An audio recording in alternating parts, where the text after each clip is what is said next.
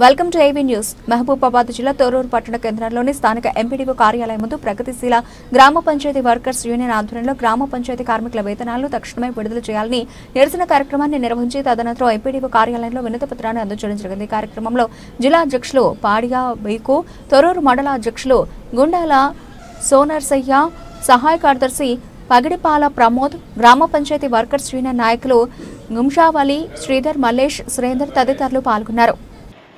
కొత్తపల్లి రవి, తెలంగాణ ప్రగతిశీల గ్రామ panchayat workers union రాష్ట్ర అధ్యక్షులు.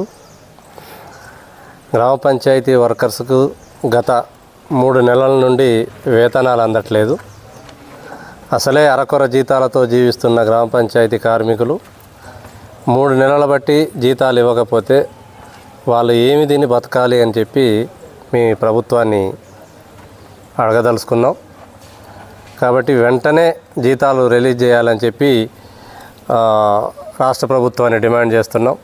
అదే రకంగా ప్రభుత్వ ఉద్యోగులందరికీ ప్రతి నెల 1వ తారీఖున వేతనాలు ఇస్తున్నామని చాలా గొప్పగా చెప్పుకుంటున్నారు.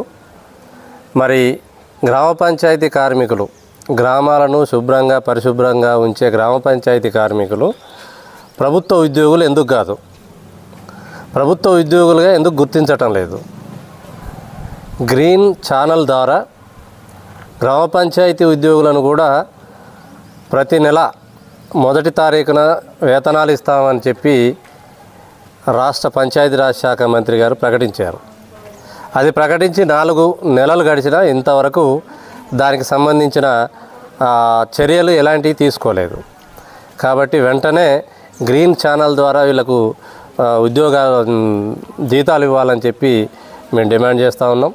అదే రకంగా జీవో నెంబర్ 60 సమాన పనికి సమాన వేతనం ఇవ్వాలని చెప్పి సుప్రీంకోర్టు ఇచ్చిన తీర్పును ఉల్లంఘిస్తూ జీవో నెంబర్ 60ని అమలు చేయటం లేదు. ఇది కోర్టు ధిక్కరణ కిందికి వస్తుంది. రాష్ట్ర ప్రభుత్వం వెంటనే గ్రామ పంచాయతీ ఉద్యోగులందరికీ జీవో నెంబర్ 60 ప్రకారం వేతనాలు ఇవ్వాలని చెప్పి మేము డిమాండ్ చేస్తున్నాం. అదే రకంగా ప్రతి కార్మికుడికి పిఎఫ్, ప్రావిడెంట్ ఫండ్, ఈఎస్ఐ సౌకర్యం కల్పించి పెరిగిన జనాభాకు అనుగుణంగా గ్రామ పంచాయతీ సిబ్బందిని కూడా పెంచాలని చెప్పి మేము డిమాండ్ చేస్తున్నాం. ఈ డిమాండ్ల పరిష్కారానికి ఈరోజు తొర్రూరు ఎండిఓ ఆఫీస్ ముందు ఈ నిరసన కార్యక్రమం చేపట్టాం. రాష్ట్ర ప్రభుత్వం స్పందించకపోతే దీన్ని రాష్ట్ర వ్యాప్తంగా పెద్ద ఎత్తున ఆందోళన కార్యక్రమం చేస్తామని చెప్పి ఈ సందర్భంగా హెచ్చరిస్తున్నాం. Thank you.